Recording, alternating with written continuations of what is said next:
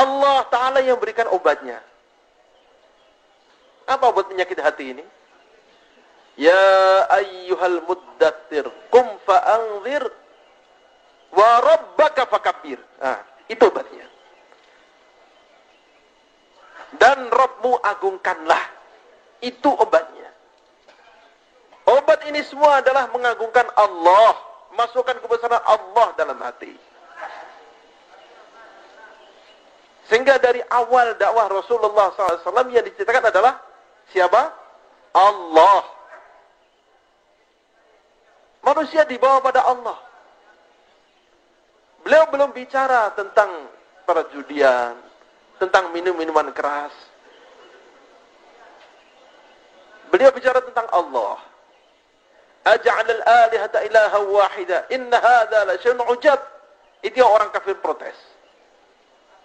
Tuhan banyak, masa menjadikan cuma satu. Aneh ini. Itu yang mereka tentang. Rasulullah SAW belum menyinggung minuman keras. Belum bicara tentang haramnya zina. Belum. Ini dulu dibongkar. Keluarkan selain Allah dari hati. 13 tahun di Mekah. Gak bicara apa-apa. Bawa hati umat dari makhluk pada Allah. Keluarkan dari mal pada amal. Arahkan dari dunia ke akhirat. Itu saja. Dan itu Anbiya alaihissalam seperti itu dakwahnya. Dan itulah yang diteruskan oleh para ulama, para masyayikh kita. Hadirin Allah subhanahu wa ta'ala. Sampai Allah subhanahu wa ta'ala bagaimana mentarbiyah umat ini. Subhanallah. Untuk tawajuh pada Allah, yakin pada Allah, kembali kepada Allah. Ada masalah lari pada Allah. Masalah perkebunan, masalah hujan, masalah air. Allah. Dan subhanallah begitu. Islam terbangun. Sempurna. Sampai di puncak kesempurnaannya. Waktu itu Allah Ta'ala berikan satu pelajaran besar lagi. Apa itu? Wafat Sayyidina Rasulullah Sallallahu Alaihi Wasallam.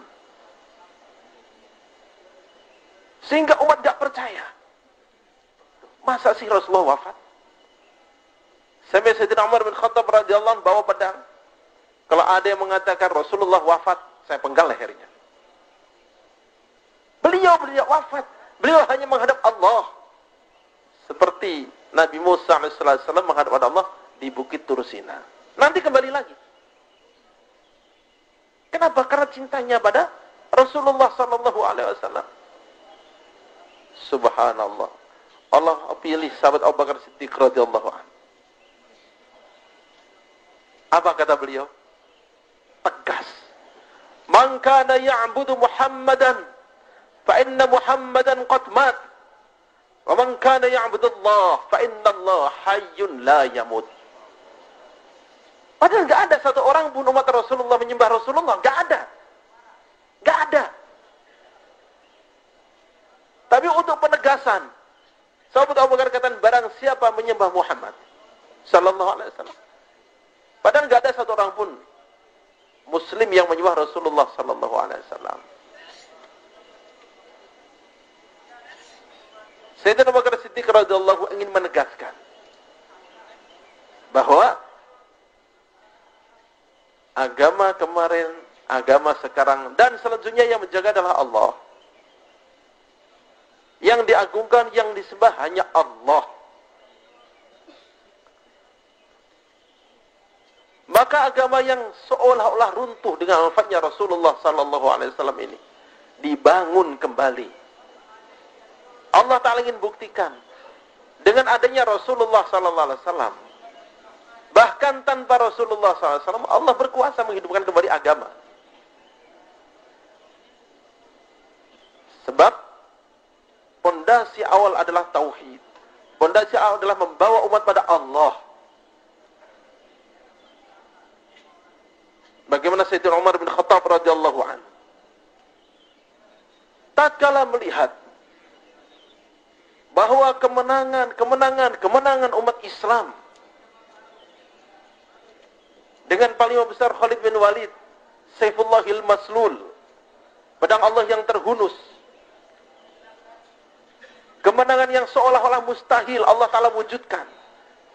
Kekalahan seolah sudah di depan mata, Allah Ta'ala singkirkan kekalahan, ganti dengan kemenangan. Akhirnya apa yang terjadi? Di mana-mana orang-orang bicara tentang Khalid bin Walid. Anak-anak muji Khalid bin Walid, orang tua muji Khalid bin Walid, wanita dengan buat syair Khalid bin Walid. Seolah-olah tanpa Khalid bin Walid gak bisa menang, dengan Khalid bin Walid pasti menang. Maka Sayyidina Umar bin Khattab radhiyallahu anhu khawatir dengan tauhid umat ini. Bahaya ini. Padahal ini sahabat Nabi, diberi gelar oleh Rasulullah sallallahu alaihi wasallam Saifullahil Maslul, pedang Allah. Ya kalau pedang Allah pasti menang. Tapi bagi Sayyidina Umar radhiyallahu an, orang memuji Khalid bin Walid di mana-mana, ini bahaya bagi tauhid. Orang bisa bergeser nanti. Ini sahabat pada. Maka beliau turunkan sahabat Khalid bin Walid radhiyallahu an dari kedua sebagai panglima besar.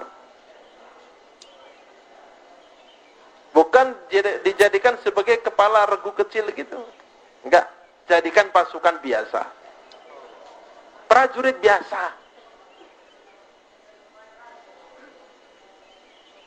Diganti yang lain, Sa'ad bin Abi Waqqas radhiyallahu anhu. Dan nusratullah Ta'ala enggak lepas.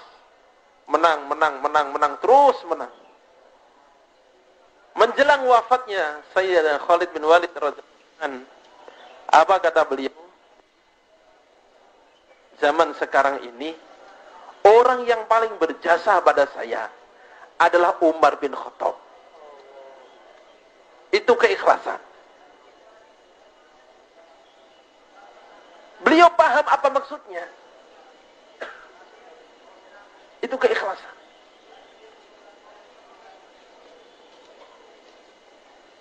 Hadirin Allah Subhanahu wa ta'ala. Maka saya pingin, kata beliau, sangat berharap kalau nanti saya mati, saya mohon Umar bin Khattab yang mimpin sholat jenazah saya. Cinta, keikhlasan,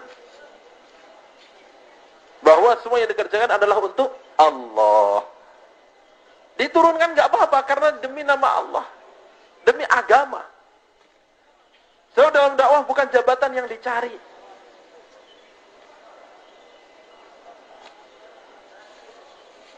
Bagaimana Allah Ta'ala cemburunya tatkala keyakinan bergeser. Wa yauma Hunain id a'jabatkum kathratukum falam tughni 'ankum minallahi syai'a. Dalam perang Hunain, pimpinannya siapa? Rasulullah sallallahu alaihi wasallam. Di situ ada siapa? Sahabat-sahabat besar. Satu orang sahabat itu lebih tinggi daripada wali yang paling tinggi.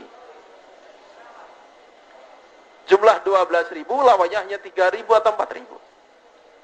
Hitungan matematika ini menang telak. Tapi apa yang terjadi? Iz a'jabatkum kathratukum. Tatkala kalian merasa bangga, merasa takjub dengan jumlah kalian, falam tughni 'ankum minallahi syai'a. Enggak ada gunanya itu. Kalau pengalaman militer udah enggak kehitung berapa puluh kali, ratusan kali sudah. Menang. Pengalaman nusratullah. Di situ ada Rasulullah sallallahu alaihi wasallam sayyidul anbiya wal mursalin. Tapi yakin bergeser. A'jabatkum kathratukum. Jumlah banyak membuat bangga. Lupa pada Allah.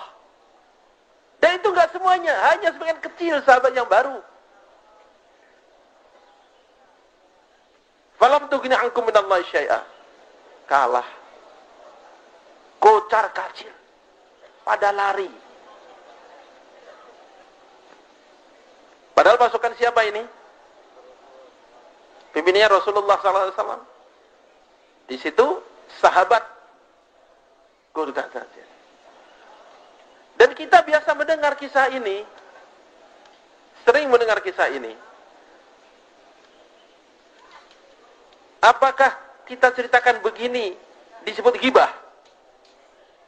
Loh, itu ghibah Nabi itu. Kok kalah dicerita-ceritakan?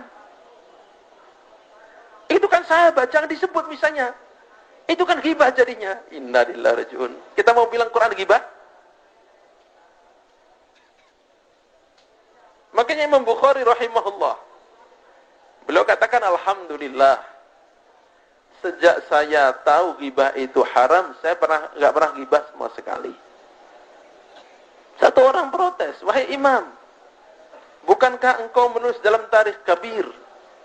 Beliau punya kitab cukup besar, 8 atau 10 jilid begitu tentang tarikh. Kau ceritakan di situ pertikaian sahabat, peperangan sahabat. Apakah itu tidak ghibah? Innama rawainaha riwayatan walam naqulha min 'indi anfusina. Kami hanya menukil riwayat, bukan ucapan kami sendiri.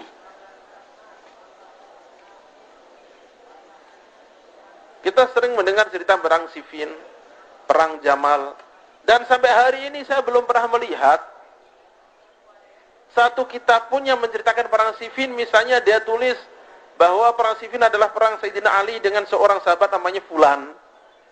Fulan ini punya asisten namanya Fulan 1, Fulan 2. Fulan 1 memimpin 100 orang Fulan, ini memimpin 200 orang Fulan, semua namanya. Lalu beliau taklik di situ. Saya tidak sebutkan namanya supaya tidak ghibah. Enggak ada. Pusing umat baca begitu. Ini Fulan-Fulan, siapa ini?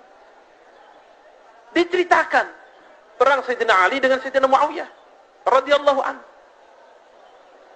Dan tidak ada suatu orang ulama pun mengatakan, oh ini ahli tarikh ini benci Muawiyah, ini makanya disebut namanya. Allah Ta'ala yang berikan obatnya. Apa obat penyakit hati ini?